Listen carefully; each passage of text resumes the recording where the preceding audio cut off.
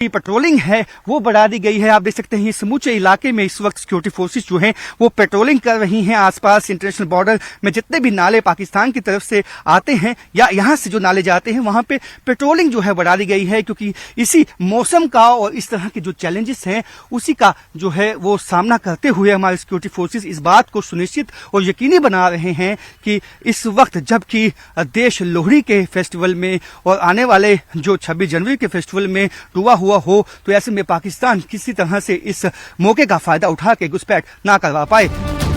सीमा पर जहां बीएसएफ और सेना के जवान मोर्चा संभाले हुए हैं, वहीं सीमावर्ती गांव और संपर्क मार्गों पर एसओजी की टीमें तैनात हैं। बॉर्डर से सटे इलाकों में जगह जगह नाकेबंदी कर वाहनों की सघन तलाशी ली जा रही है। जम्मू शहर की ओर आने वाले हर वाहन और हर व्यक्ति की जाँच की जा रही है।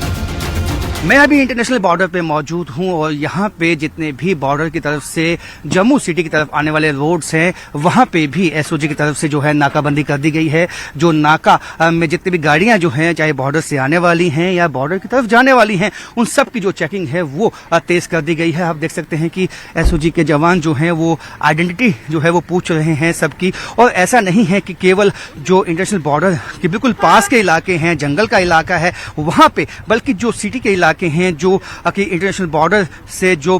खास ब्रिज हैं, जो पुल हैं जहां से एंट्री जो है या एग्जिट जम्मू सिटी की तरफ से होता है, वहां भी जो है इस तरह की चेकिंग बहुत इंपॉर्टेंट इसलिए बन जाती है क्योंकि इस वक्त जम्मू सिटी में जो है जो बॉर्डर से अगर कोई घुसपैठ करके आता है तो उसकी मंशा ये होगी कि जम्मू सिटी में घुस के वहां पे आतंकी घटना को अंजाम दिया जाए। लेकिन उन सब घटनाओं को जो है वो विफल ये बनाती है मुस्तैदी जो हमारे सिक्योरिटी फोर्सेस इस वक्त अपनाए हुए हैं। हाई अलर्ट पे जो है इस वक्त समूचा जो जम्मू संभाग है।